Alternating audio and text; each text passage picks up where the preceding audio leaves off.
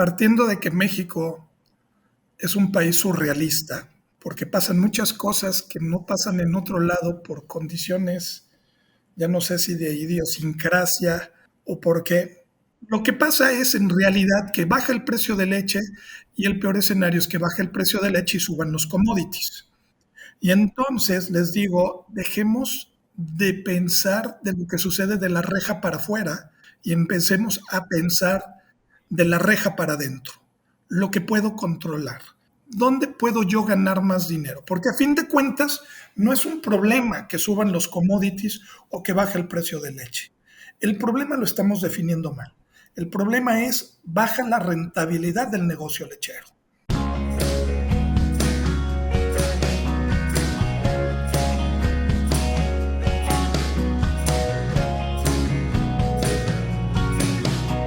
Bienvenidos todos al Dairycast. Mi nombre es Adrián Barragán. Soy un veterinario extensionista y profesor asociado en la Universidad del Estado de Pensilvania, en el Departamento de Ciencias Veterinarias y Biomédicas. Bienvenidos a todos, un gusto tenerlos de nuevo en nuestra serie de podcast. Hoy tenemos un invitado muy especial, el doctor Nicolás Arias, que trabaja de consultor privado en una compañía llamada LATEC en Torreón, México. Y bueno, con eso le voy a dar el pie a Nicolás para que se introduzca y nos cuente un poquito de su formación académica y bueno, de qué hacen en la TEC y en qué se enfoca la compañía. Nico, un gusto tenerte. Antes que nada, muchas gracias, Adrián. Bueno, para hacer una pequeña introducción, soy Nicolás Arias, soy médico veterinario, soy egresado de la Facultad de Medicina Veterinaria y Zootecnia de la Universidad Nacional Autónoma de México. Tengo una maestría en Administración de Empresas y tengo una maestría y un doctorado en Ciencias Médicas con énfasis en nutrición e inmunología de rumiantes. El foco de trabajo siempre ha sido facilitar la toma de decisiones para los productores, ¿sí? Con un sentido de rentabilidad. Ese es el foco del trabajo. Después fundamos la TEC junto con otros amigos, en los cuales damos asesoría integral en producción de leche y carne. Y también hoy en día estamos haciendo un simposio de educación continua para productores. Genial, buenísimo, Nicolás. Es definitivamente un área de mucha necesidad, la parte consultoría, y que se ve crecer a nivel mundial. Yo me acuerdo cuando yo me recibí de veterinario hace ya 14 años, no se veía tanto al veterinario como consultor, ¿no? Sino era más, ¿no? Más con la vaca, ¿no? Con la vaca haciendo la cirugía y así. Yo creo que lo que estás diciendo es muy correcto. Creo que es como fuimos educados en la escuela de veterinaria, ¿no? Yo creo que como todos fuimos educados para estar atrás de la vaca, del caballo, del puerco, curando, inyectando, diagnosticando. Pero hoy las necesidades de la empresa productora de proteína de origen animal, llámese leche, carne, huevo, hay que verlo como una empresa y como tal requiere de una consultoría profesional en la cual la medicina de producción toma un aspecto muy importante.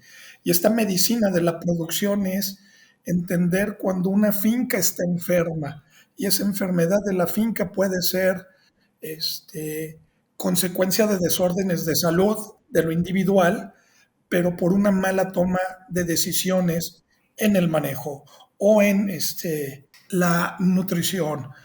También veo en esto un área de oportunidad muy grande para el crecimiento de los veterinarios porque los lleva a expandir sus límites de educación. Entonces, empezar a hablar ya más de administración, gestión de proyectos, minería de datos, hace que complementemos la toma de decisiones y facilitemos a los productores sus decisiones para mejorar la rentabilidad de sus negocios. Claro, no, me encantó el concepto que dejaste de que la finca está enferma. Claro, o sea, cuando una finca no es funcional o tiene problemas a diferentes niveles, uno puede decir que la finca está enferma, ¿no? Entre comillas. Es un concepto lindo y concuerdo 100%, Nicolás, porque cuando uno piensa en todos los diferentes factores que hacen que la vaca esté sana, que la vaca produzca, uno ya no puede estar pensando en que no, hay que tratar el DA, ¿no? O el desplazamiento de obeso, o hay que tratar la metritis. No, hay que mucho antes, ¿no? Es la nutrición, es el manejo del corral, es el entrenamiento de los empleados, ¿no? Son tantos niveles que afectan a la vaca que hay que hacer algo más gestión a nivel general, ¿no? A consultoría. Efectivamente, es que todo entra desde la gestión de un proyecto, ¿sí? Cuando uno llega y hace una auditoría en una finca, empiezas a ver cuáles son, desde su análisis de fortalezas y debilidades, establecer cómo hacer más grandes sus fortalezas, cómo disminuir sus debilidades y plasmar esto en un proyecto que se ayude de todas las herramientas que te da la administración, como un diagrama de Ishikawa, en el cual vas viendo cuáles son entradas, cuáles son salidas, cuáles son las variables que están interviniendo en esto, y te va a ayudar a tomar un orden en tu proceder para posteriormente generar tu manual de métodos y procedimientos que te ayude a estandarizar la calidad de un proceso. O sea, conceptos de estandarización, de desarrollo de protocolos, procesos sistemáticos, todo enfocado a lograr un manejo de hábito, un manejo de consistencia, ¿no? ¿Qué es lo que le gusta a la vaca? A la vaca le gusta el hábito, la consistencia, todos los días la misma, de la mejor manera, ¿no? Es que ahora estás hablando de un tema bien importante, que es consistencia. Y si vemos en la producción de leche, hay muchas cosas que son inconsistentes, ¿sí? Tenemos inconsistencia en la calidad de los forrajes y por ende tenemos inconsistencia en el perfil nutricional de la dieta y por lo tanto el resultado será una inconsistencia en el resultado en la producción de leche. Y malamente junto con esto hacemos una asociación de factores que puede estar relacionada o no estar relacionada, ¿sí?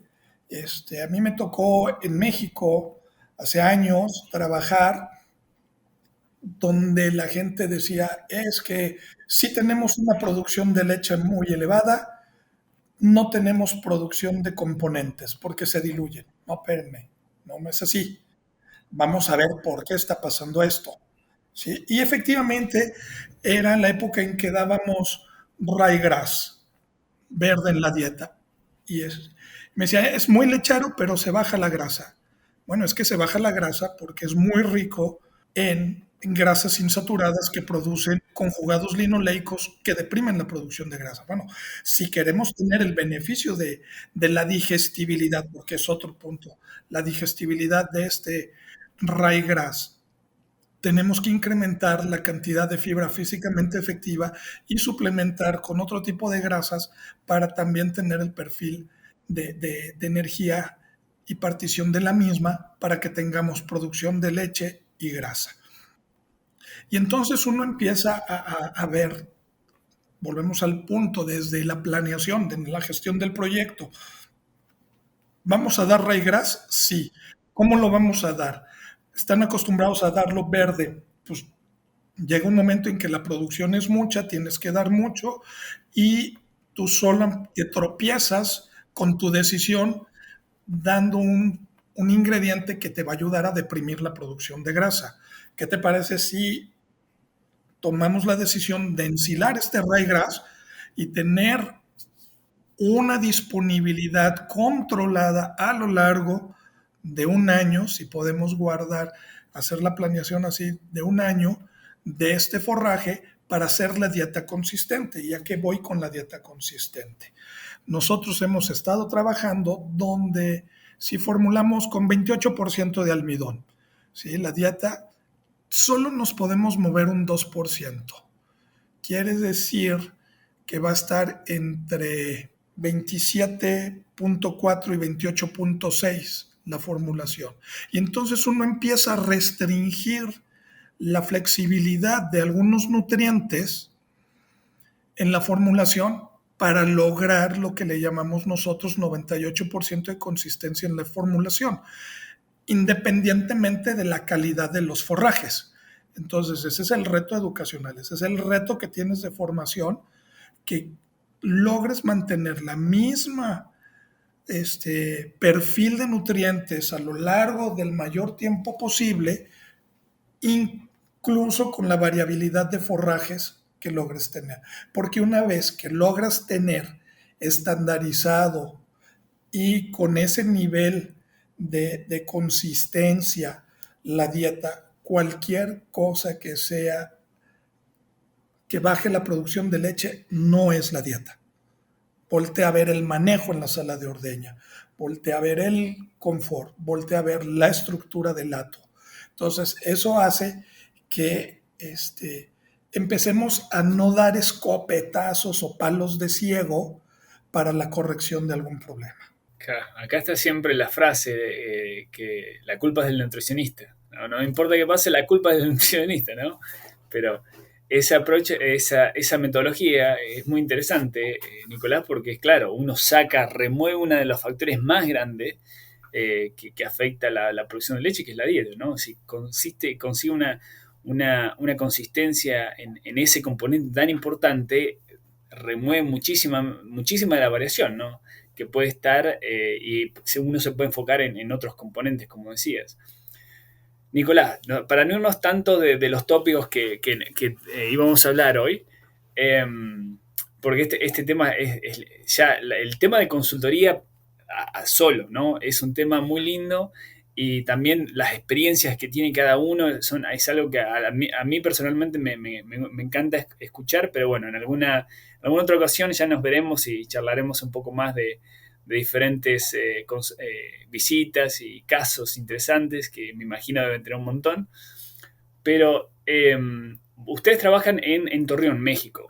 Contanos un poco el panorama de la industria lechera en México, ¿no? De la estructura, las oportunidades. Vos nos pusiste una frase que no la entiendo y me gustaría que nos expliques un poco, que dice, entre comillas, él lo hace porque es rico, ¿no? Contanos un poquito de en general la industria mexicana de lechería. Mira, partiendo de que México es un país surrealista, porque pasan muchas cosas que no pasan en otro lado por condiciones, ya no sé si de idiosincrasia o porque somos el país número 2 o 3 importador de leche en polvo en el mundo, ¿sí? Pero lo más curioso es que si hoy hay un bajo precio de leche a nivel mundial y tú eres un productor con una finca promedio de Torreón que son 2,000 vacas, este, te voy a decir, Adrián, tenemos excedentes de leche y te voy a bajar el precio. O te voy a recibir tantos litros de leche. Eso es increíble que pase, ¿no? Y es muy difícil de conceptualizar que pase. Pero, como decía mi abuelo, estos son los bueyes y con estos aramos. Entonces, la problemática, sí, se vuelve a que yo le digo a mis clientes, si a mí me preguntaran, oye Nico, ¿te gustaría que subiera el precio de leche? Que suba. Oye Nico, ¿te gustaría que bajara el precio de los commodities? Que baje. Todo el mundo vamos a estar contentos, pero no va a pasar eso. Lo que pasa es en realidad que baja el precio de leche y el peor escenario es que baje el precio de leche y suban los commodities. Y entonces les digo, dejemos de pensar de lo que sucede de la reja para afuera y empecemos a pensar de la reja para adentro, lo que puedo controlar. ¿Dónde, ¿Dónde puedo yo ganar más dinero? Porque a fin de cuentas no es un problema que suban los commodities o que baje el precio de leche. El problema lo estamos definiendo mal. El problema es baja la rentabilidad del negocio lechero. Y entonces, una vez que tienes bien planteada la pregunta, tienes el 50% de la solución. Si está bajando la rentabilidad de la empresa, la siguiente pregunta sería, ¿dónde son mis áreas de oportunidad para mejorar la rentabilidad? Y empecemos a partir por áreas de trabajo. ¿Sí? Reemplazo. Es una de las áreas que podemos ganarle dinero de manera interesante si rompemos los paradigmas con los que hemos estado trabajando. O sea, la pregunta sería, ¿existe diferencia entre que mi reemplazo tenga un parto a los 22 meses de edad o a los 23 o a los 24 en la producción de leche? Mucha gente va a decir que sí, porque así lo han vivido y esa es su realidad, pero está distorsionada por no llevar los registros y no tener la información correcta. Porque si una ternera de reemplazo a los 12 meses pesa 385 kilos y otra a los 15 meses pesa 385 kilos, van a dar la misma producción de leche. La diferencia es que te tardaste 2 meses más en llegar a ese peso. Y para hacer eso, pues sería ver cuánto es en alimentación de 2 meses más, ¿sí? Y convertirlo a litros de leche en la lactancia que tendría que dar de más el animal que se tardó esos 2 meses, ¿sí? Para que sea el mismo negocio. Y generalmente no pasa, ¿sí? Entonces, si yo empiezo a trabajar con mi reemplazo, y esta es la frase que me parece excelente de un amigo y cliente, que me dice, cuidemos el génesis de los procesos.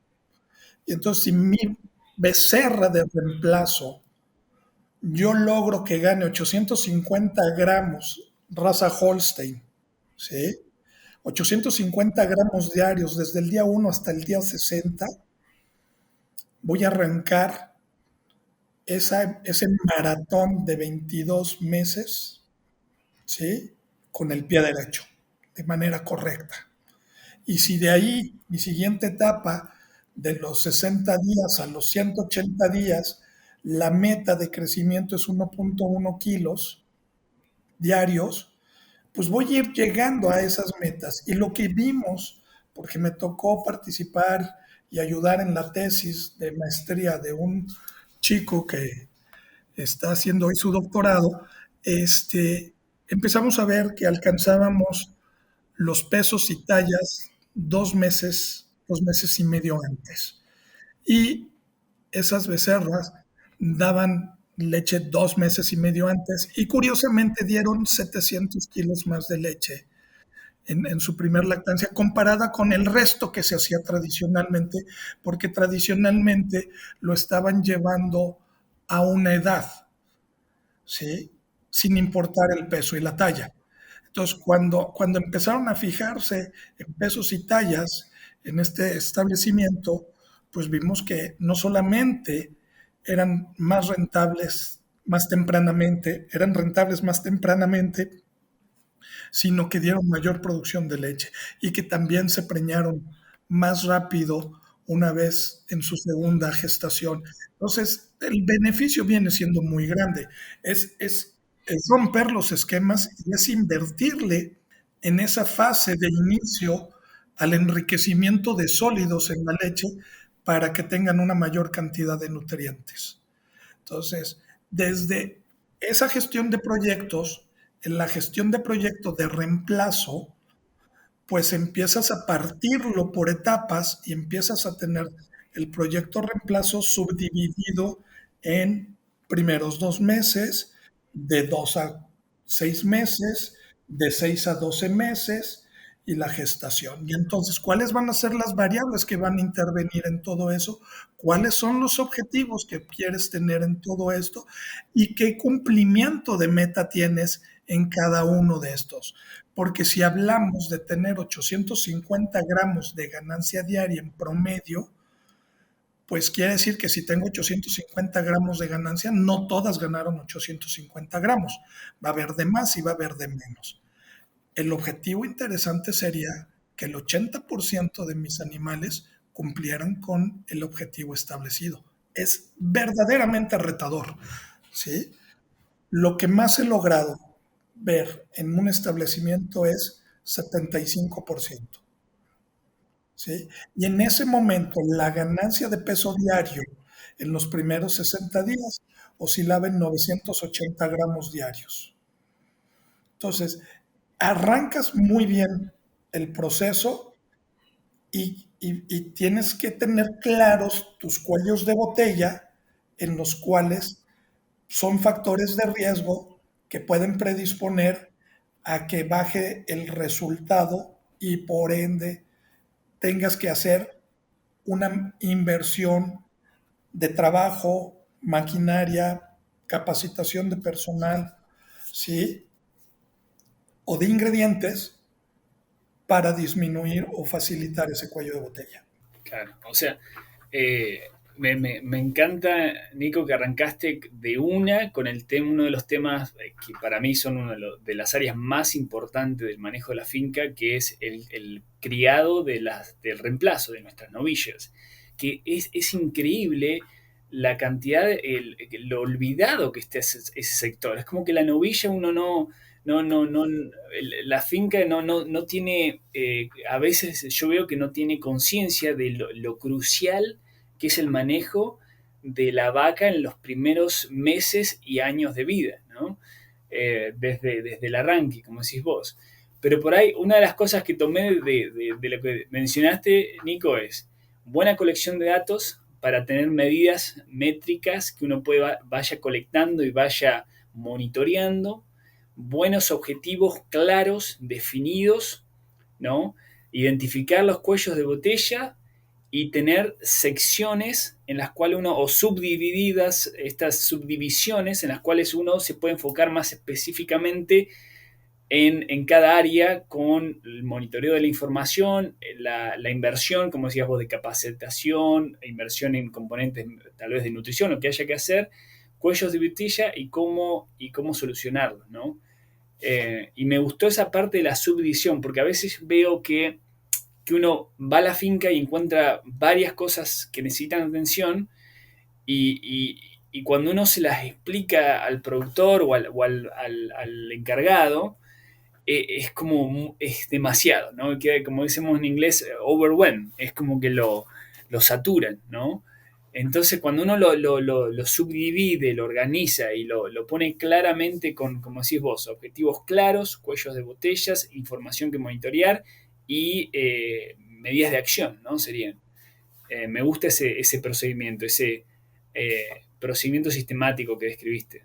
Mira, es que volvemos al punto, ¿no? La finca está enferma y así como un individuo puede estar enfermo de rumen, hígado, riñones, bueno, la finca está enferma en el área de reemplazo o la finca está enferma en el área de sala de ordeña. Entonces, cuando uno va estableciendo, y hablaste y le diste importancia a algo muy importante, valga la redundancia, que es la métrica. ¿Qué vamos a medir? En la sala de ordeña, ¿qué vamos a medir? En el reemplazo, y a lo mejor empecé por el reemplazo porque es muy sencillo, peso y talla, ¿sí? Pero en una sala de ordeña, ¿qué vamos a medir? Pues es flujo de leche en los primeros 2 minutos, ¿sí? Y ahí entra la variación del trabajo del ser humano muy grande. Entonces, cuando tienes las herramientas, porque también la métrica demanda el aparato de medición, ¿sí? Y si no lo tienes, pues no puedes establecer la métrica y todo lo que me quieras decir cae en buenos deseos, ¿sí? Entonces, en la gestión del proyecto, cuando uno dice, estos son mis indicadores y quiero diferenciar indicadores a los famosos KPIs, ¿no? Eh, hay indicadores formativos y hay KPIs. El KPI tiene que tener un engranaje económico para la toma de decisión, por eso es el indicador clave. Y donde veo que se pierde mucho el productor es en la definición de esos KPIs. Si yo partiera por el área de alimentación, ahora, ¿cuáles serían los indicadores claves? ¿Cuáles serían los KPIs? Ingreso sobre costo de alimentación. Sencillo, Sí, punto. Es puntual. claro. Eficiencia alimenticia. ¿Por qué ingreso sobre costo de alimentación? Porque se va a nutrir de indicadores informativos como el costo de kilo de materia seca, como el consumo de materia seca, ¿sí? Como la producción y el precio de venta de leche. Y estos cuatro van a darnos el ingreso sobre costo de alimentación. Es ahí donde termina la responsabilidad del consultor, ¿sí? O sea, dentro de este proceso de alimentación, estás teniendo tal ingreso sobre costo de alimentación. ¿Qué haces con el dinero después? No lo sé, ¿sí? Porque también pasa eso, ¿sí? Me ha tocado ver establos que tienen ingresos sobre costos de alimentación y luego en algún momento de felicidad, pues deciden comprar un vehículo nuevo, ¿no? Sí, porque lo están teniendo. Y la pregunta es, ¿lo compraste con tu sueldo o lo compraste con dinero del establo? ¿No? Sí. Claro. En el área de reproducción, tasa de preñez, velocidad de preñez y partos logrados. La fertilidad, como yo les digo, pues sí me importa porque es parte de la tasa de preñez, pero puedes tener el 100% de fertilidad y solo preñaste una vaca. Sí, sí, tal cual. Entonces, en la definición de esos, y eso echemos otra vez mano a las herramientas administrativas y lo metes a gráficas de control estadístico de proceso, donde sacas tu promedio más o menos una desviación estándar, que en esa desviación estándar, entre esas dos desviaciones estándar, va a estar el 50% de los datos, ¿sí? Y me preocuparía en ciertos indicadores lo que esté por debajo de la línea de menos de una desviación estándar. Llamémosle detección de calores. Si mi detección de calores es hoy por hoy del 66%, más o menos 10, ¿sí? Y yo sé que entre 56 y 76 es mi normalidad de detección de celos en la finca. Pero si veo ciclos que tengo 52, 40 y tantos, espérame, ¿qué está pasando? Se está saliendo de la normalidad. Ahora, no quiere decir que ese valor esté bien. Tu valor de normalidad es tu normalidad, es lo que tú vas a ver, ¿sí? En la mayoría de las veces se va a mover aquí. Empieza con eso a disminuir la variación para que en lugar del 66 más menos 10 sea 66 más menos 5, ¿sí? Y te va a hablar que tu proceso de control de la detección de celos lo tienes bajo mayor control. Y a partir de allí, de reducir la variación, empezar a establecer medidas y estrategias para mejorar que en lugar de 66 te vayas a 76 y vas a encontrar 76 más menos 6 y entonces se moverá entre 70 y 82 tu detección de celos y por ende vas a mejorar tu tasa de preñez. Porque si metemos en una ecuación detección de celos y tasa de preñez, van a encontrar que por cada X puntos más de detección de celos, mejorará la tasa de preñez. Y entonces volvemos a echar mano de herramientas administrativas fundamentadas con técnicas estadísticas para la toma de decisiones. Claro. Es increíble la cantidad de veces que la tasa de preñez, el potencial no se alcanza porque la vaca básicamente no se insemina, ¿no? La tasa de servicio es bajísima, la concepción es bastante buena y la tasa de servicio es bajísimo y por ende la tasa de preñez es baja. Entonces, sí, inseminen más vacas, sirvan más vacas y ya se acabó el problema, ¿no? Es básicamente en mejorar ya sea la detección de celo o por qué no están yendo, ¿viste? Hay veces que veo que están una combinación de detección de celo y tiempo fijo, pero las de tiempo fijo no están inseminando todas. Entonces, ¿por qué no las encuentra? ¿Por qué las dejan pasar? ¿No? ¿Qué está pasando? Y empezar a investigar ahí. Pero si no, muy en detalle en las cositas específicas, porque ahí había un montón de cosas que me resonaban y quería hacer preguntar, pero se nos va a ir mucho del tema. Pero una cosa que me quedó ahí, Nico, de lo que decías era los indicadores y los KPIs, ¿no? Como consultor, no como productor, como consultor, ¿cuál de esos dos son más importantes para vos? El KPI. El KPI siempre, El KPI siempre va a ser. porque es una empresa, ¿no? La finca es una empresa. Así es. claro, exactamente. porque como te decía, el KPI va ligado a cuestiones de economía. Claro. Bueno, y es la única manera de convencer al productor de hacer un cambio, ¿no? Oh, sí. Sin el impacto económico no ocurre nada, básicamente. Un empresario tolera una patada en la espinilla y no en la bolsa. Claro. Y es así, yo creo, concuerdo porque yo creo que el productor lechero de hoy en día es un empresario, eh, ha evolucionado más del manejo de la vaca per se a manejar una empresa y especialmente las empresas que vemos hoy en día que son, o las fincas que vemos hoy en día que son mucho más grandes de las que se veían hace 20, 30 años atrás, ¿no? Las dimensiones son mucho más grandes y si uno no es muy, muy específico, muy detallado en la parte económica, uno termina fuera del negocio, termina en bancarrota, ¿no? Fíjate que yo creo que acabas de darle la, al clavo en esto. Deberían de ser empresarios y muchos no dan ese paso. Muchos siguen siendo granjeros, ganaderos, ¿sí? Y pueden tener una finca de 2,000 vacas y no tener el pensamiento de empresario. Porque un empresario genera toda una estructura administrativa en la cual descansar y tener una delegación de actividades, ¿sí? Donde se contrate a un gerente de operaciones que sea el intercomunicador entre la base operativa y la gerencia.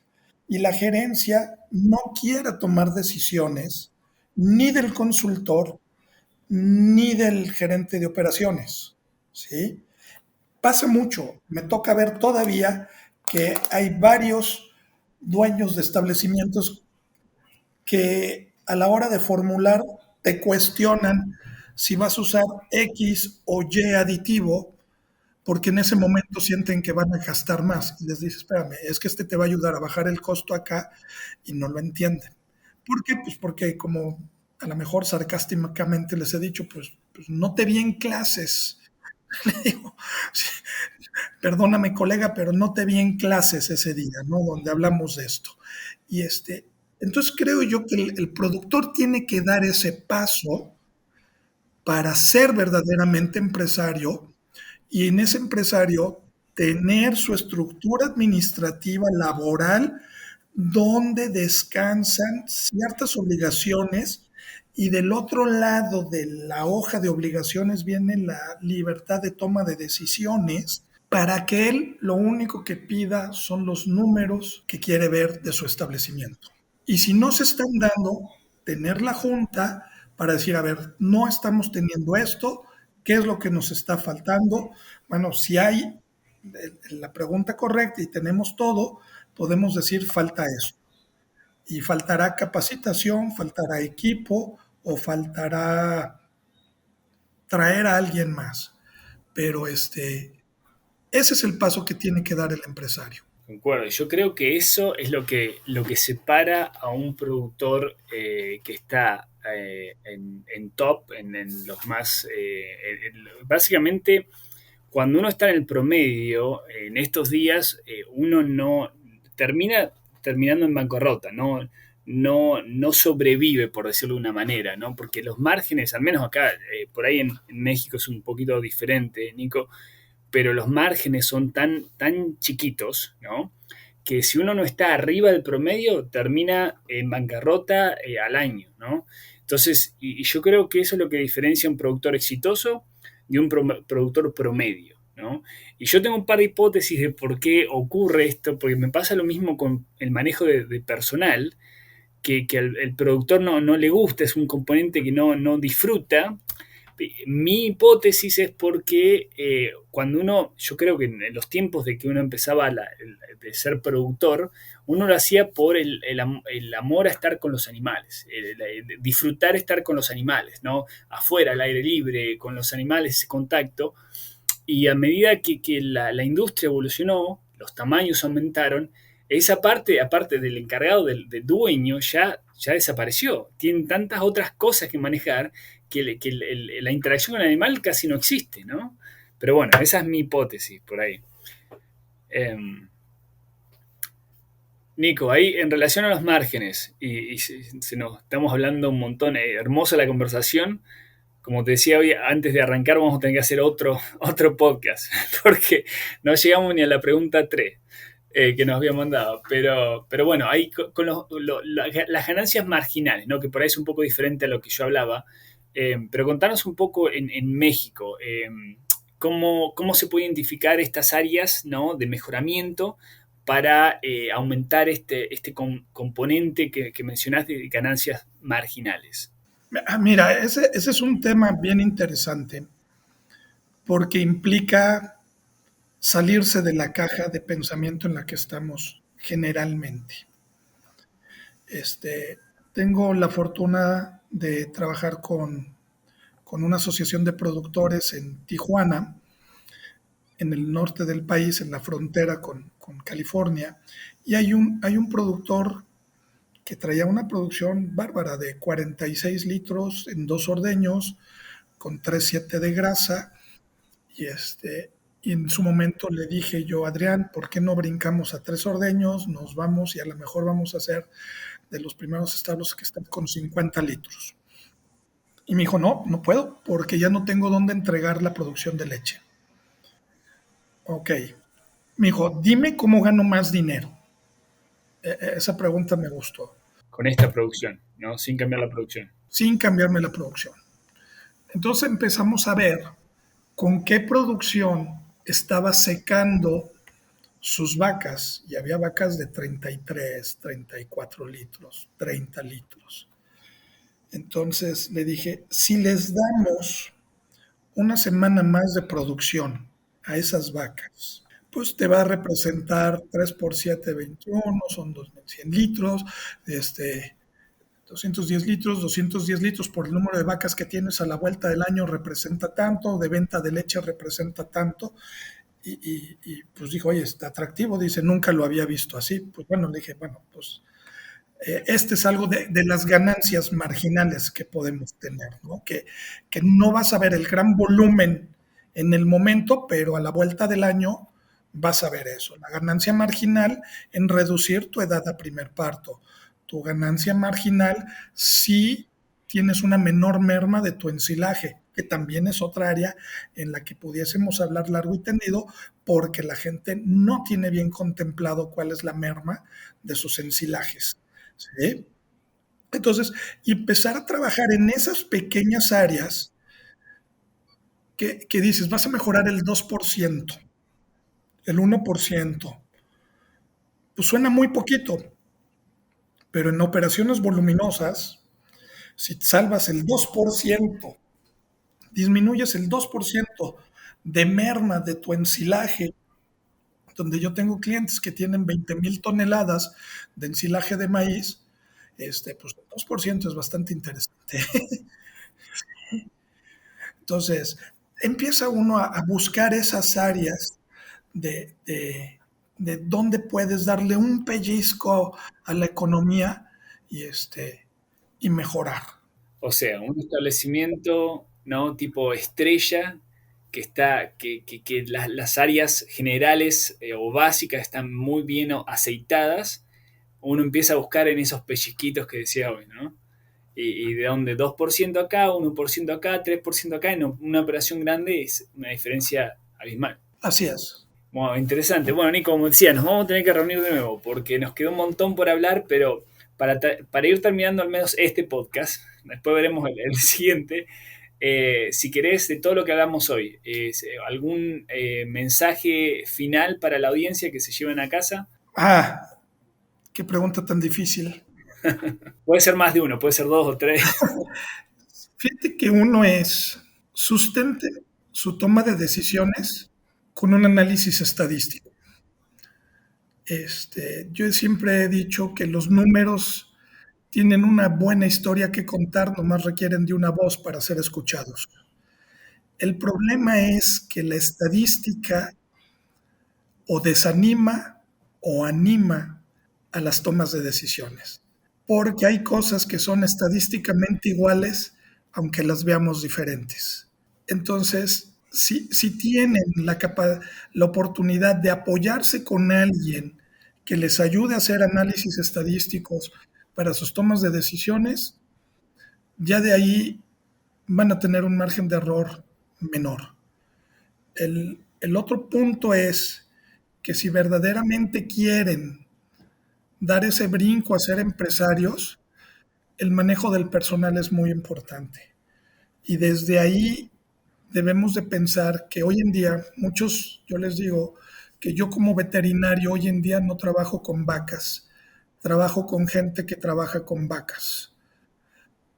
Y que eso es importante, que los tengo que hacer sentirse útiles e importantes para que desarrollen la estrategia que en conjunto de la dirección de la empresa estamos planeando.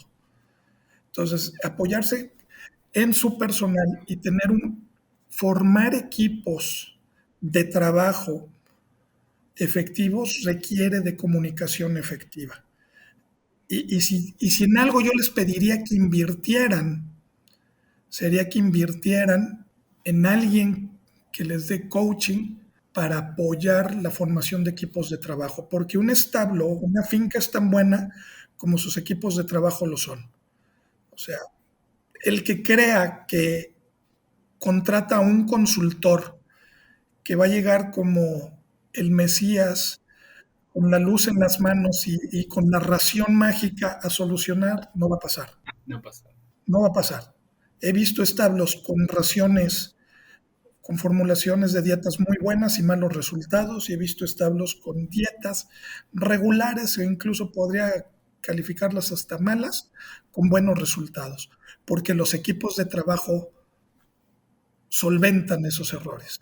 No, genial, genial, Nico. Yo siempre digo, uno puede tener los mejores protocolos que existen en el mundo, pero sin la gente que los implementa, significan nada, ¿no? O la mejor nutrición del mundo, pero sin la gente que la ponga en el comedero, no significa, o la mezcla o la prepara, no significa nada, ¿no?